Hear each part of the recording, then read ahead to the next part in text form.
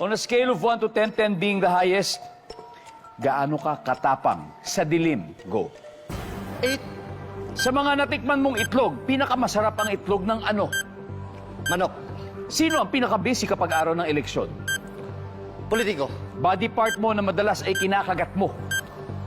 Kamay. Sa ATM, magagalit ka kapag inabot ng ilang minuto yung taong nagwi-withdraw. 5 minutes. Let's go. Kenneth.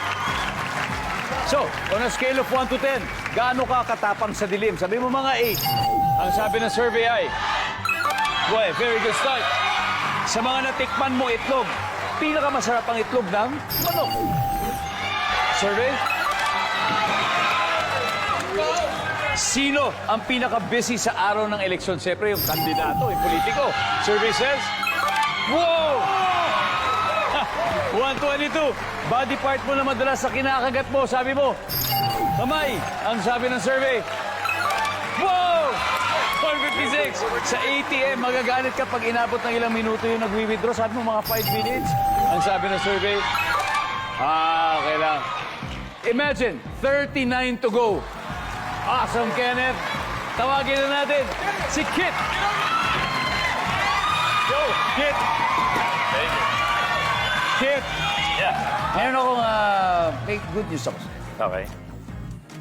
Si Kenneth ay nakakuha ng 161 points. Ibig sabihin, 39 to go. So at this point, makikita na ng mga Konti na manonood lang. ang sagot ni Kenneth. Okay. Give me 25 seconds. Let's go, Kit. You got this. Okay. On a scale of 1 to 10, 10 ang pinakamataas.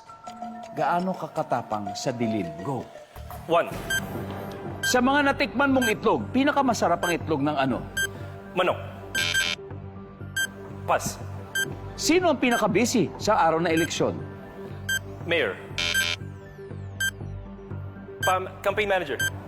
Body part mo na madalas ay kinakagat mo. Kamay. Dila. Sa ATM, magagalit ka kapag inabot ng ilang minuto ang taong nagwi-withdraw. 30 minutes. Let's go, Kit. We need 39 points. So, on a scale of 1 to 10, gaano ka katapang sa dilim? Sabi mo, 1. Ang sabi ng survey, uy! Oh! Ang top answer ay 8. Top answer is 8. Nakuha ni Kenneth. Sa mga natikman mo itlog, pinakamasarap ang itlog ng... Hindi na natin nabalikan. Ang top answer, of course, ay manok. Number 2 is pugo. Sino ang pinaka-busy kapag araw ng eleksyon? Sabi mo ay ang campaign manager. Ang sabi ng survey, wala rin. Top answer ay politiko. Body part na madalas mong nakakagat. Ang sabi mo ay dila.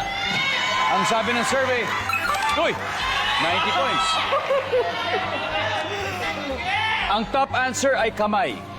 And finally, sa ATM, magagalit ka kapag inabot ng ilang minuto ang taong nagwi-withdraw. Sabi mo, 30 minutes.